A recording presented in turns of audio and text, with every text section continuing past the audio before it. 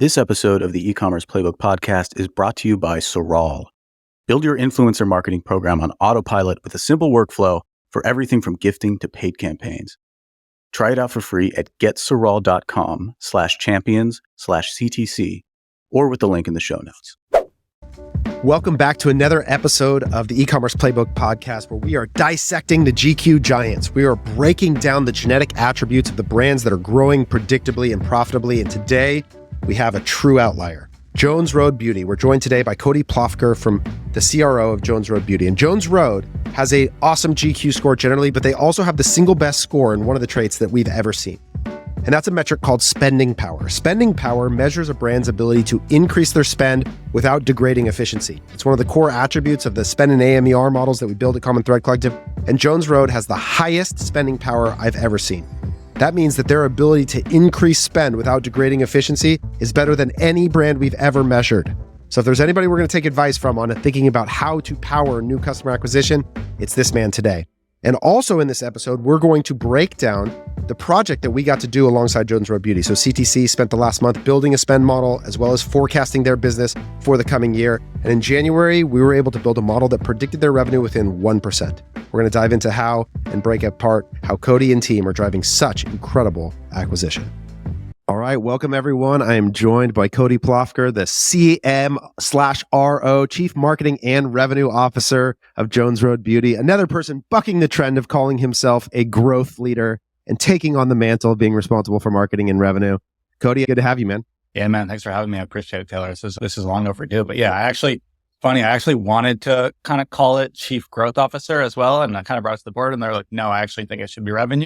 And I didn't want it to be revenue because I'm so focused on profit and contribution margin, but I guess it was the most similar title. The endless battle. The board wants revenue and somebody else wants profit. You know, those hungry board members always after that top line growth. But awesome, man. That's really cool. I'm excited for this episode because like you said, we've had a long-standing relationship in the digital sphere and have traded tons of messages, and you've been helpful to me in numerous ways in your candor and dialogue about stuff. And you have, I think, what is important to acknowledge. So normally in these episodes, we're going through GQ score, right? And your brand, I think, has some interesting underlying attributes that most people recognize are amazing. And then there's also some stuff that I think is maybe less than people would realize in terms of its impact, maybe on the LTV side and things like that. But I want to start with what is like your unique outlier attribute. So I'm a baseball guy. In baseball, we rate things on a 20 to 80 scale for prospects. So there's like, you would look at someone's power, and if they're an 80, it's like the best that you've ever seen. In GQ universe, we have this new metric we're getting ready to insert, and it's called spending power, okay? And this metric is intended to represent how much you can increase your spend before your CAC degrades at all. And one of the projects you and I just got to do together is we built you a spend and AMER model for Jones Road, and you had the highest spending power metric I've ever seen. In other words, you were able to spend the most money without your efficiency degrading. The slope of that line was the flattest I've ever seen. And I think it's a testament to all of the work. So my question is, what has made you the greatest acquisition marketer in the history of the universe? I guess it's good genetics. I mean, it's good family stuff. It's the exact reason I'm not, in the NBA. But yeah, I mean, obviously it's, my mom is Bobby Brown and she is very well known in the space. So that is worth a considerable amount. So I have to obviously acknowledge that and have that be a huge factor. I don't think it's everything because, there are many celebrity brands and you've probably seen data to a lot of them that are struggling and are negative on acquisition. So I don't think it's just that, but obviously I would be very arrogant if I said it was just me being a great marketer. So I think it's a lot of things. I think, that's number one. Obviously it's all the basic stuff. Product is always important, but I do think we've been fortunate just to kind of, find some things that have worked and been, thoughtful about how we measure them and how we're able to scale those things up and trying to always find that balance between direct response performance as well as kind of building the brand. So it's we're hopefully, able to think about like a little longer term approach to growth. Can I ask you something? Because I don't know if I've ever heard you get asked this, but when I took my first job, I worked for my best friend, and it was clear to a lot of the people that were there that I was there initially because we were friends, that I didn't have any qualifications for the job that I took. And what that gave me was actually this like relentless chip on my shoulder that I'm going to prove to everyone that I deserve this position and I know more than everyone about my thing. And one of the things I get as a sense from you is that I see the critique, oh, this is a Bobby Brown, da da da. But my watching you from the background though, it feels like you have a relentless pursuit of ensuring that the job that you're doing is earned and executed on in a way that deflects that criticism. Is that actually factor into your behavior at all? 100%. That's 100% right. Yeah. More than you could even know. It's always, I always feel like it's a question in people's minds that, yeah, it's like, that's why he's got this job. And that's why he's, that they're successful. And again, I'll be the first to acknowledge it's a giant part of it. But I also think that, been able to add some value and help grow the business a little bit as well.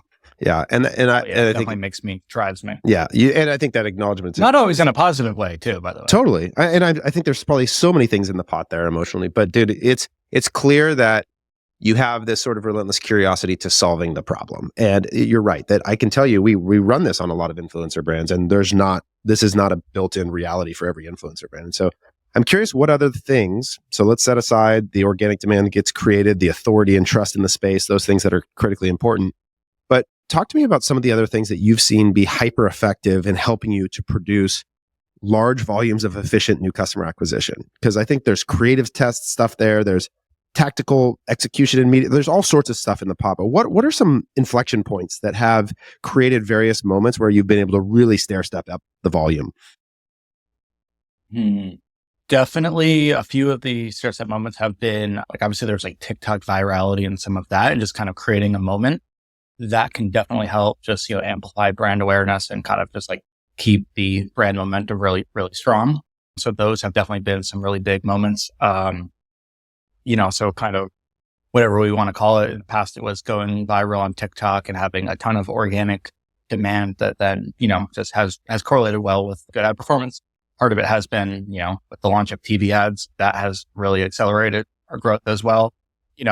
We always joke when we do the product calendar for next year, that like next year we'll settle it down and we'll have like 4 launches a year, which is standard. Like we launch something every month. Usually if someone just looking at our calendar up here, often it's 2 things a month, and it's not always a brand new product. There are kits and things like that we're trying to have on site, just so those are great acquisition products, the higher AOV, more products. But we've always got something that we're trying to do. So there's a lot of newness there that I think has helped us a lot. And then, I think we've been, very thoughtful about our strategy. Like we've tested a lot of things on landing pages, run everything through a quiz, just really being thoughtful about ongoing testing, how we structure our ad account, everything to there. And then now getting it into a lot of like incrementality testing just to make sure like we're really caring about bottom line and being really thoughtful about our spend. I've heard Sean and Connor talk about this too, which is that a big inflection point for them was the sort of product development process and merchandising and being able to have novelty in your ad account. Like newness of story is such a powerful mechanism for delivery. So are you responsible for that 2 launches a month? Like what is the relationship between the product team and you in the marketing side? How do you guys work together? We have a really interesting org structure. Our current org structure, I guess when we launched, we had a general manager. We quickly outgrew our org structure, and then we had a COO. We've never had a CEO, and I'm part of ways with the COO. And now our org structure. So Bobby is Chief Creative Officer, founder. She's very involved in product development, very involved in creative, not very involved in strategy or number side. So I'm marketing and revenue, and then we have a Chief Product and Operations Officer. That's one person. So originally her background is product development, and then had like demand planning underneath her, anything supply chain related. Now has like logistics and warehousing. So all ops and then people ops. And I have marketing, which is brand and growth marketing, creative. And then we split finance. I have various involvement in finance. So we kind of are the 2 people running day to day. They work on the product development from, the concept phase testing, but there's definitely a good amount of involvement from the marketing side, both on sharing customer feedback. Here are the shades people are looking for. We launched this limited edition shade. Here's what people are saying about it, as well as like, for example, our kits that we are launching, our bundles that we're going to have on site. That's equally driven by, revenue acquisition considerations. What can we, acquire customers on? What would give us the right margins, the right demand, as well as obviously what would make sense with Bobby and product development, cosmetic standpoint. Yeah, that's really cool. I think that layout and it sounds like the intimacy of the working relationship between the 2 of you is like it is the magic that whenever I see an organization that is doing this effectively, there's some relationship that exists where you have a really informed product development process that's connected to, and I even like the idea of sharing finance. Like that's an interesting concept. So I'd be curious, like the exercise, so everybody knows, full disclosure, Cody and I have worked on together we helped them with some modeling for spend and AMR, as well as playing around with the forecasting exercise through our profit system. And we're going to talk about some of that in a second because the first results were pretty cool. But where does traditionally, like, which one of you is responsible for the forecast? Who actually decides this is the number? Is that your responsibility as marketing and revenue? And then she orders inventory on the basis of that? Or like, how does the actual planning process work and who decides the number you're going after? Yeah, so how we used to do it is when the COO was here, our demand planner would come up with a, demand plan. Here's what, we think we might do based on historicals. And usually it's a little bit higher. And then he would just take, a percentage off of that. And to me, that was not the best way to do it. So I was like, I think there's something else there. So I taught myself and learned from you and Dave Recook and a bunch of other people, cohort-based forecasting. And so now I'm using, what I would consider an adaptation of both your and Dave Recook's models, but it's very, similar in principle to what you guys have done for us. And so that sets revenue expectations. That kind of builds out into a very, very summarized version of a P&L. And then I give that to finance. We work very closely with our demand planning team just to ensure that kind of checks and balances. Hopefully they have it higher, especially because we are trying to err on the side of having more inventory. But we kind of use it as checks and balances. If everything checks out, then, our director of finance will take that into building like a proper P&L. But in terms of the revenue and, at least marketing and variable cost side of it, like starting with that. So marketers hear that. This is a marketer that takes control of the expectation of the financial outcome of the business. This is the hope that with the Bridges series and the other thing we're doing, this is a responsibility that should only sit in marketing, because the data that's required to answer this question does not exist in operations. It's not about the available inventory. It's about the efficiency of the acquisition combined with the amount of existing customer revenue. And I also love that you guys do this sort of check-in on each other where two people bring a forecast and an expectation. You go, okay, what am I seeing and what are you seeing? And I think that's a good setup for even how we just did a rep together in this forecasting exercise, which is we present, and this is our role at CTC, a view of what we believe is likely to occur. And you say, ooh, here's why I think this input's too high, this input's too low. And what you're doing is you're sort of honing in on expectation by providing multiple viewpoints and angles to get to the best expectation you can. So that's, I think, a great illustration. And it'd be fun. Like we should do an episode sometime, maybe for Bridges instead of this, that is you and that product officer talking through that process. Like, because I think the other thing that's interesting, and I'd be curious how this shows up in your ad account, is once the inventory is purchased, how do you think about the allocation of your media dollars against that inventory plan versus just the financial outcome? Because so often it's easy to just chase the best ROAS, but you have to sell specific things. So how do you hold that throughout the month? That's a great question. Fortunately, on the evergreen stuff, we don't necessarily have to. We will make considerations, and we will, not always, but we will, merchandise our ad account differently if we need to ensure spend or limit spend on a certain. We try to consolidate where it makes sense, but if we have a business reason for doing so, then we'll do that. We might give it a different bid cap or have a different, campaign or ad set so that we can control spend differently. For example, like UK, we're in UK and Ireland, we've got a separate campaign for those because we want to ensure that we can control spend. If, we are forecasted a little differently on that, we will. And then same thing, if we've got like a holiday or an exclusive thing, we'll often give that its own budget so that we can either scale that up or pull it back in accordance with it. So yeah, I think it's taken us a while to get there, but, working very closely with the planning team just to ensure pacing and understand, that our budget is being efficiently spent and we're not, putting us out of stock quicker than we need to. We talk a lot about good and bad UGC, but if you want a streamlined way to do the good kind of UGC, which is product seeding, then look no further than Soral. If you're still using a spreadsheet to save creator profiles for influencer management, you will love this Chrome extension that comes with Soral. You can see engagement rates, like projections, and their fair price without even leaving their profile. And you can add them to your creator CRM with one click. And that's just step one. You can search for influencers, send personalized outreach emails, manage your relationships, and track performance all in one place. Sound too good to be true? See for yourself with Soral's free trial. Just go to getsoral.com/champions/CTC or click the link in the show notes. That's great.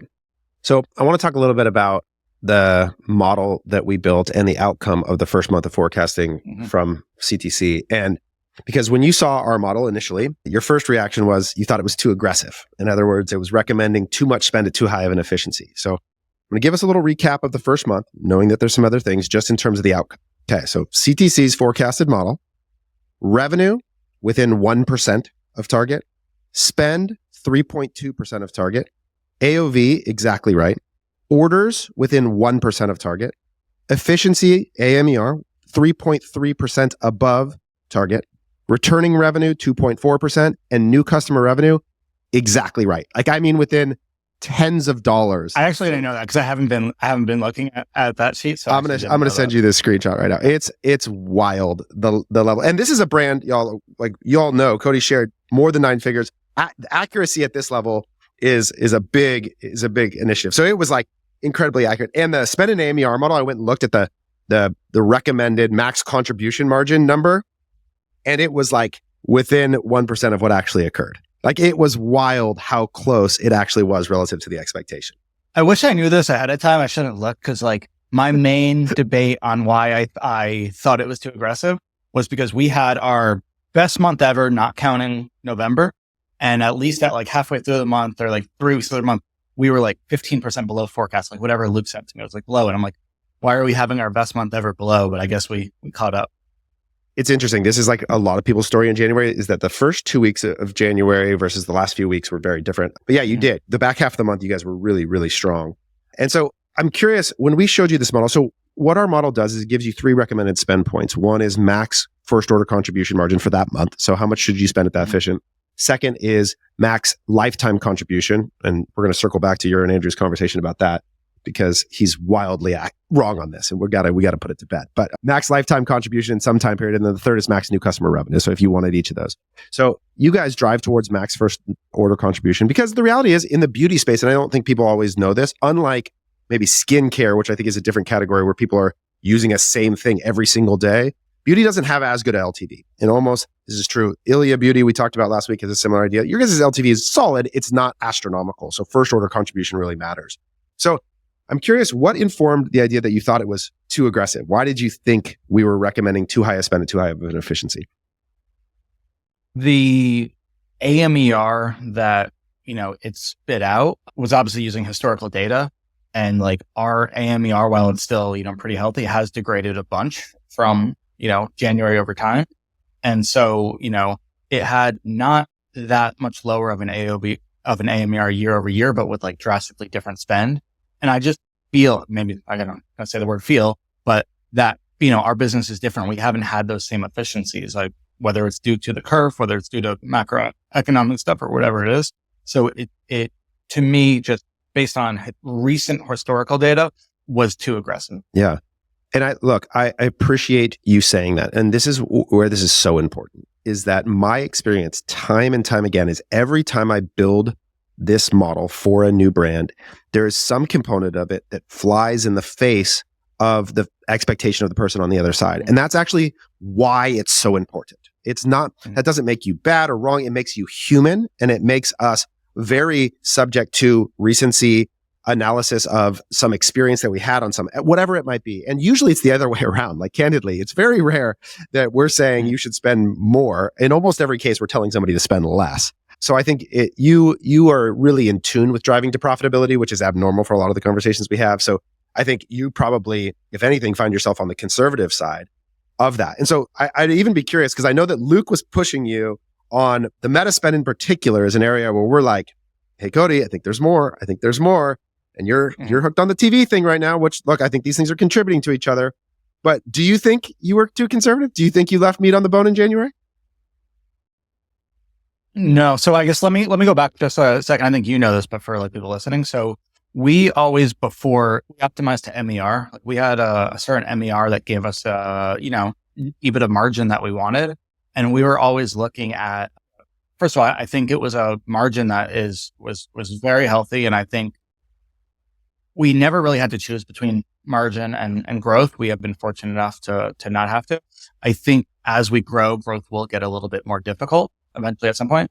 And I think, we want to be able to grow, and that might need a little bit more investment in it, but we don't want to grow at the expense of profitability. We don't want to grow top line at, And so I actually, before working with this, I presented 2 different models to the board that had pretty different growth trajectories, but actually pretty similar EBITDA. And their question was like, well, why would we do the higher growth one? And like, I didn't have a great answer.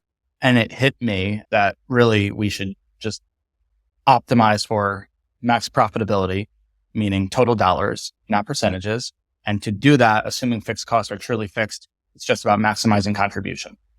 And so I don't know if you saw, like Sean Frank tweeted out this kind of like little calculator that he built, understanding like what your business and profitability looks like at like different spend and MERs. So I started playing around with that, and I thought that was really cool. But like, I was just inputting numbers that I thought make sense, but I was like, we don't actually know. We don't have a data science team of what our curve looks like. So that's really what brought me to you guys, really to help figure out how are we going to maximize our contribution margin. So long story short, we always in the past were kind of constrained by MER or AMER. If we were more efficient, we'd spend more. If not, we'd pull back.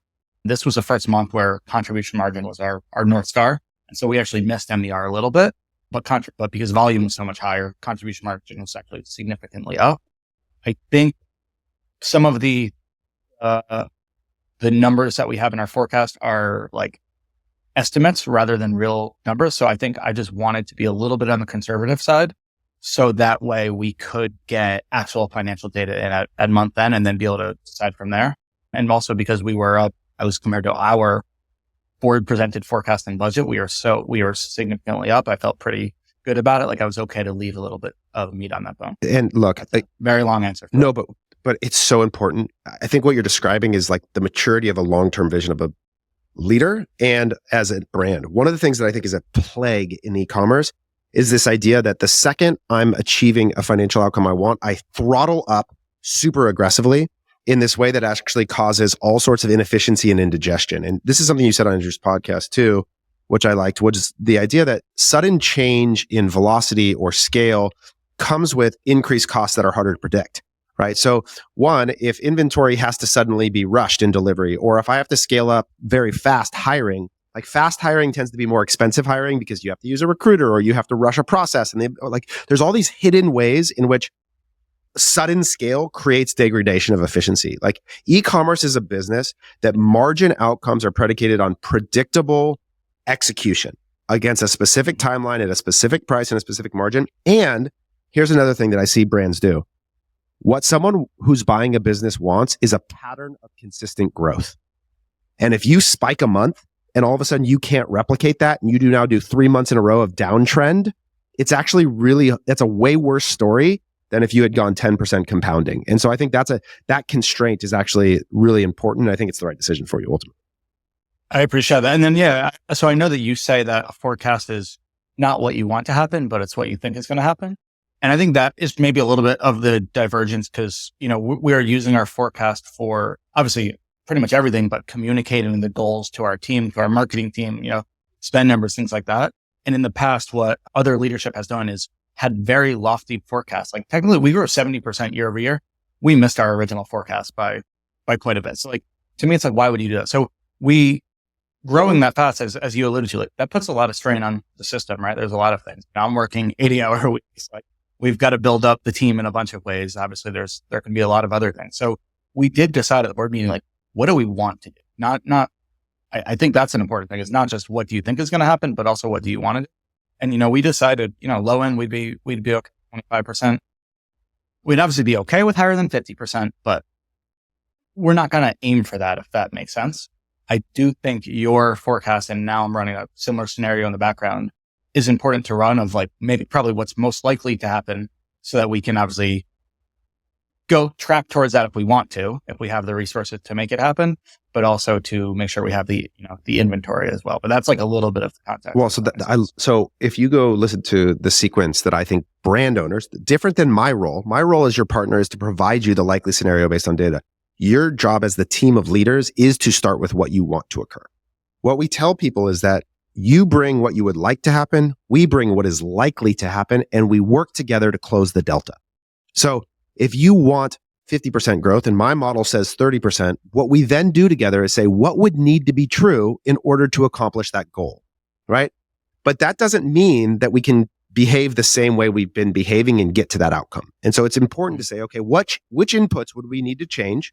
And then what strategic actions do we take to do it? And I'd be curious about this. So like when we do this, when my own forecasting at CTC, I have 3 levels of responsibility that I have a bank, that I have covenants, that I have to provide that's my most conservative view. I give them the absolute bottom of the barrel expectation that they'll accept relative to the covenants to over deliver on that expectation. Then I have a board that has authority over my job, that actually could hire or fire me on the basis of my own performance. So I want to make sure that's a number I believe in, right? And then I have the company goals that I'm going to bonus people on the basis of, and that is a stretch to the expectations that I set in the other places, right?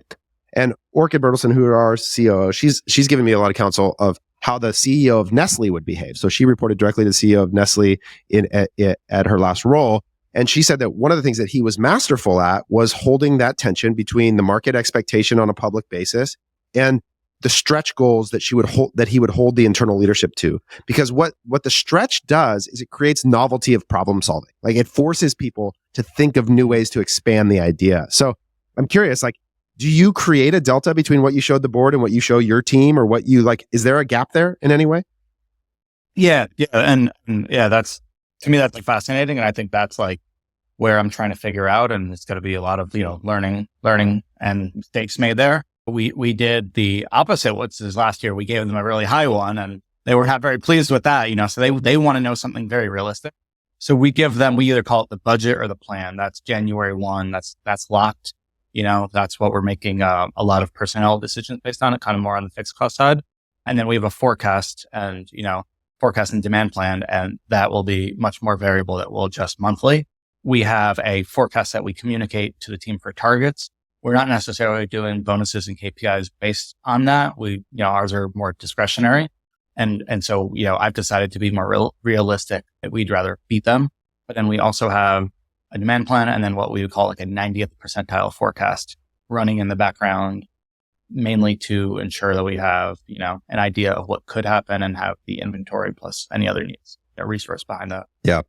I think what oftentimes people who are responsible for this exercise don't realize is that you undermine your credibility as much by exceeding the target by 50% as you do by missing it. Which is to say that, like, in the event that you substantially over deliver, the question I would be asking is like, what didn't you know? Like, what are you unaware of that's true? And so I think what we teach our people is plus or minus 10% to target is success in forecasting. If you can get to plus or minus 10% to target, and that's what we try and set up to partners, is like, that's what our people are KPI'd on. That's what we're aiming for. Is that's a level of executionary excellence as well as modeling excellence that says, okay, I helped a business plan to a number and deliver on that number in a way that doesn't force sudden dramatic change in their own internal systems. I got nothing to say. That's good feedback.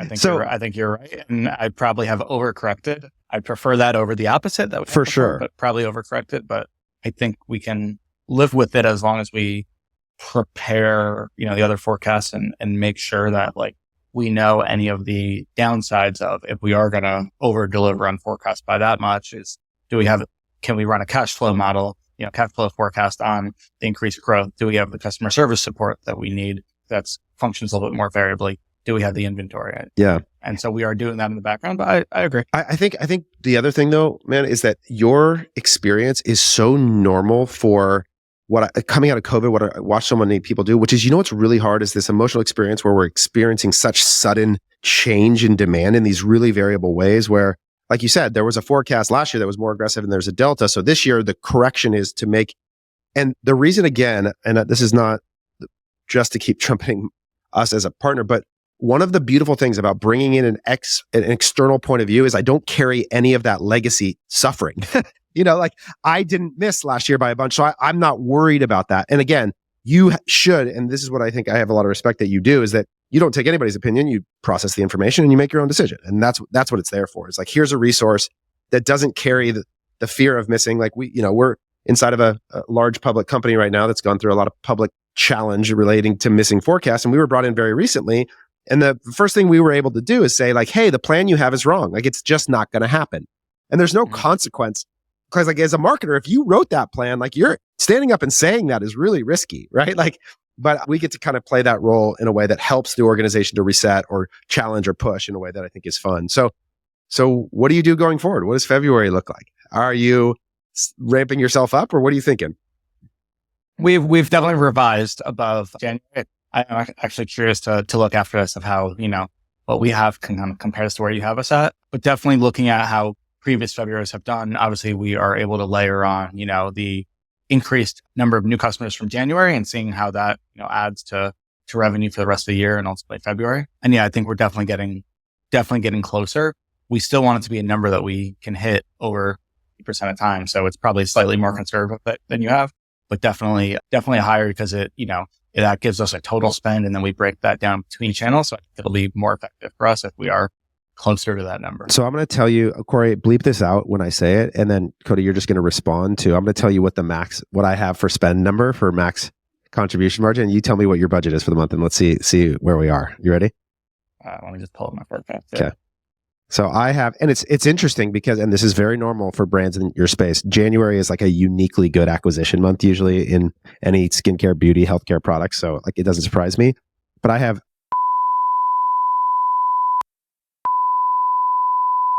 Okay. We've got forecasted spend of. So fairly close. So I would say a little bit less spend at slightly higher efficiency. So it's now we suddenly went the opposite, right? Like now, which is interesting. And I think that's the beauty of the seasonality of it is that like there are periods where it's very different in terms of that efficiency. So that's cool. That's cool to see that we both see February as like less acquisition efficient. Is that normal for you guys? Is that pretty standard to history? Yeah. January's have been pretty strong, but we do have, one of the things that does take a little bit more like human intervention is launches. And if you're doing something different on your marketing calendar, trying to take that into effect. So we have like a pretty big launch halfway through the month, which is kind of... That you didn't have last year? That was different? Yeah. Okay. Yeah. So that's that qualitative adjustment that like we would go in and say, okay, maybe let's bump the model up. Like if I bump it up 10%, let's see, then I get to... So that's really close to where you're at. So if like we say we're 10% improvement, so that's pretty dang close to where you guys are at. That's super cool. The other thing that you said, which is a way that people have started playing with this model, which I think is really interesting because almost everybody works on a calendar year, right? Like, so we think about maximizing EBITDA at the end of 12 months. And so you started saying how you would go in at January and set your optimization to 12 months. And then in February, set it to 11. And then March, set it to 10. So you're sort of maximizing the contribution margin for the year.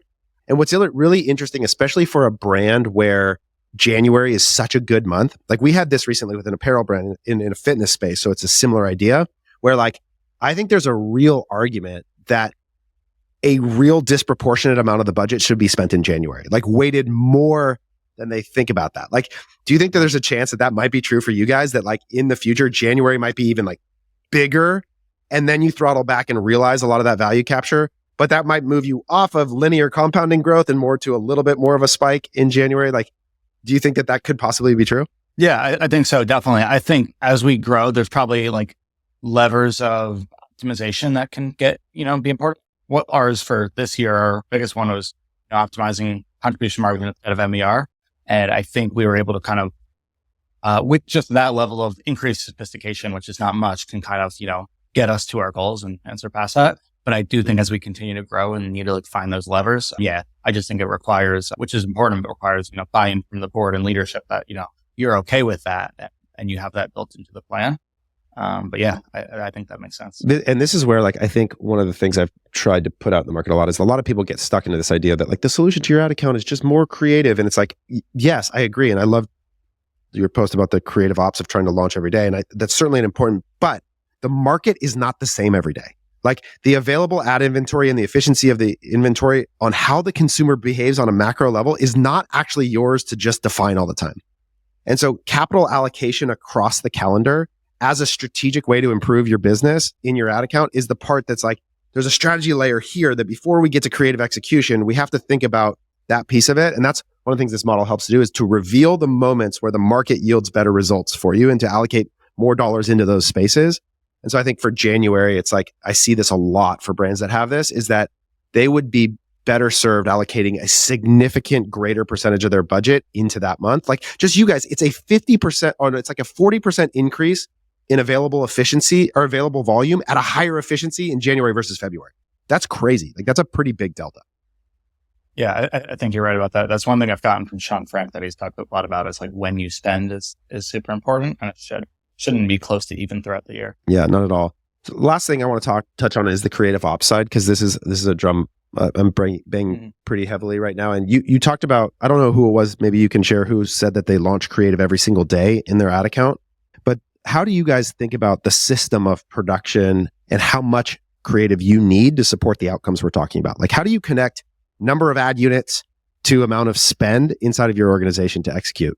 I don't have a good answer. I can't share the brand, but it was a pretty big brand in the supplement space, pretty sophisticated at what they do. And yeah, I thought that was alarming to me in a good way. I think it might be a little overkill, but I have some thoughts about it, but I still think it fired me up. I think that's what is going to be one of my big focuses. I think, I've been focused on measurement, which has been insanely helpful to help us understand what's actually driving incremental dollars, building some channels. Cause I think, we were too focused on Meta for a while. And I think we have seen a lot of growth that we can quantify with other channels, whether that's YouTube, TV, things like that. Even like reach campaigns on Meta, we run holdouts on all of them. And I really think that's been a big factor and has actually allowed us to spend more on Meta. But I do think one of the things that I'm now really focused on is kind of that creative diversification aspect and, creative ops. So I think we have a lot that we can improve upon. We're going to be resourcing up that team and that department. I definitely agree with you that it's secondary or even third to, the market time in, any peaks that you're artificially creating with launches and things like that and offers, but it's still important. I think we can do a lot better job of building out. So right now we launch weekly, actually we're getting to like twice a week, launching weekly and trying to figure out, the best cadence from there. But now I think we can do a lot. So what do you think? Well, yeah. So I try to create a quantifiable way to answer the question, because creative production is expensive. Like, human resources have a per unit cost. Like, their time is not infinite. If I have 5 designers, they can only make a certain number of ads. If I have 3, they can only make a certain number of ads. So I may need, like, if I just think about January versus February as an example, if you're trying to spend 50% more money in January than February, you probably need a different resource pool to pull from, right? Like, it requires more work. But we would sort of say, like, start with an understanding of how much spend per ad you're generating, and then go from there. Like, how many ads do you think you have live in your ad account right now? Do you know? Yeah, I don't know any of our metrics on like spend per ad. Yeah, you have about 60 ads live in the ad account spending in the month of January. Okay, so 60 generates, whatever the spend volume is that you have in that channel. And obviously that's not evenly weighted, right? The point is that there's a distribution of spend across all ads. They're not the same. And so as you go into, the interesting part to consider is, like, as you go into the month of February, you may actually have an existing set of ads that can carry the volume expectation that you have. And so the delta to the spend, given that it's coming down, might be really small. And so the amount of creative production in the month of February might be really less necessary than in previous months. And so it's a really variable amount relative to the need, though. And I think that's the hardest part. Unless you're just going to say, like, I'm just going to continue to just feed the beast regardless of spend volume, I think that can have a derogatory effect if you have a bunch of high performing assets. But it just depends. There's no right answer. I'm always just curious how people at your spend level think about the amount of production required to get there, because it's a complex problem. I think we are under resourced. At least from others I've talked to, I do think there's an inability to to make it overkill. But I would imagine, just from others I've talked to, at least, that like we're a little bit under resourced and we probably have more spend per ad. But I don't. Yeah, I think that the crazy part, man, is that there's more opportunity. Like, and this is again the testament to the job that you've done. I think is to say you are relentlessly curious about trying every new angle to continue to provide the increased volume. And so the top of funnel stuff, like, I think that if you did you end up listening to my top of funnel podcast episode? Yeah, okay. I did. So I think the circumstances in which I think someone should spend money in those channels is brought in distribution. You have investment available to do it, to breed future value. And that is the position you are in as a business. Like, it is a perfect allocation of your funds in the same way, I use the personal investment metaphor, which is like, if I have excess cash, I don't want it to sit in the bank account. I want to go build future cash. And that kind of top of funnel action is tilling up future soil that you're going to realize demand on. So I think for you guys, it makes all the sense in the world. I still think you're underspending on Meta, but it still makes all the sense in the world.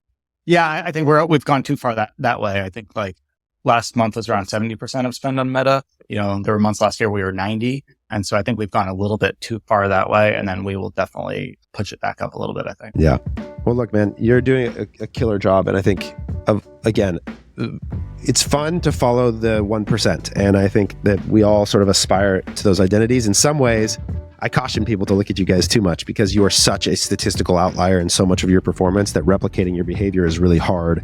But it is aspirational and something I know that at Bamboo Earth, we look at it and aspire to look at a lot of stuff you guys are doing. So congrats on all the success. Keep killing it. And I'm excited to keep learning from you. Yeah. Thank you, Taylor, likewise. And you've been super helpful along the way. So thank you for all of your help and debates, and looking forward to a lot more of them. All right. Let's see how close we can get to nailing February. All right. Yeah. Thanks, man. See y'all.